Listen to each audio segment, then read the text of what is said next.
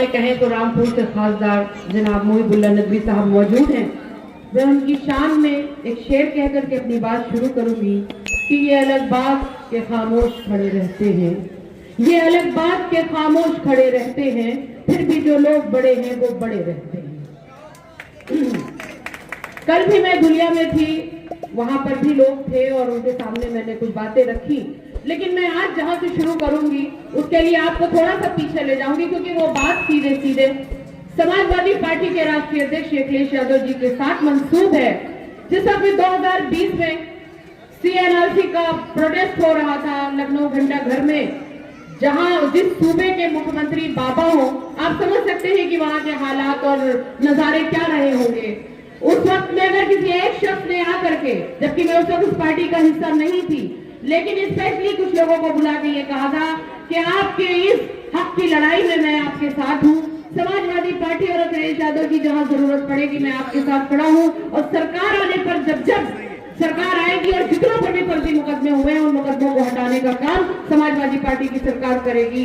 मैं इसलिए मुबारकबाद देती हूँ आपको कि आप इस वक्त जहां मौजूद हैं, जिनकी क़यादत के लिए मौजूद हैं, आपके भाई इरशाद भाई जागीरदार, वो उसी पार्टी से ताल्लुक रखते हैं जिसके राष्ट्रीय अध्यक्ष अखिलेश यादव जी हैं, और यकीनी तौर पर आपके हक की लड़ाई की आवाज बुलंद होती रहेगी, चाहे वो आपका छोटा सा हक हो और या बड़ा सा हक हो।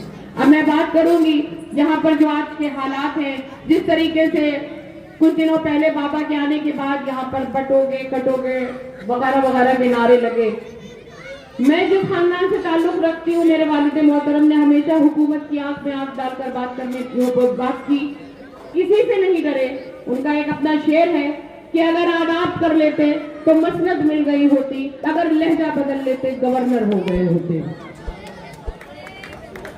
हुकूमत डराने का काम करती है, लेकिन कुछ लोग ऐसे होते हैं जो आंख में आंख डालकर बात करते हैं, और वो आम लोगों की हिम्मत होते हैं। वो हिम्मतें हमें कहां से मिलती हैं वो आप सब जानते हैं। मैं चाहती हूँ कि यहाँ से एक ऐसे बंदे को चुन करके आप भेजें जिसके अंदर इल्म की ताकत भी हो, जिसके अंदर ऐसी सलाहियत हो कि वो आपकी तकलीफों को सुने, आपकी तकलीफों को समझे और ऊपर तक उन तकलीफों को पहुंचाए और उनका हल निकाल सके।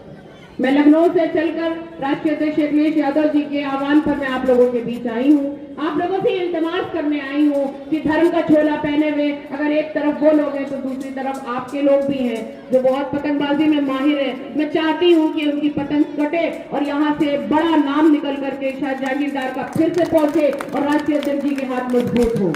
मैं चाहती हूँ कि आवाज इतनी बुलंद होनी चाहिए कि ये पतंग वतंग दूर तक दिखाई नहीं देनी चाहिए। सिर्फ एक आवाज होनी चाहिए PDA की, जो पिछड़ा दलित अल्पसंख्यक आधी आबादी देश के जवान नौजवान किसान की आवाज राष्ट्रीय अध्यक्ष अखिलेश यादव जी ने नारा दिया है वो बुलंद होना चाहिए और सबके हक की लड़ाई होनी चाहिए। और इस लड़ाई को अगर कामयाब कोई बना सकता है तो आपका वो अधिकार बना सकता है जो इस देश के आईन ने आपको दिया है, जिसकी ताकत आप 20 नवंबर को दिखा दीजिएगा।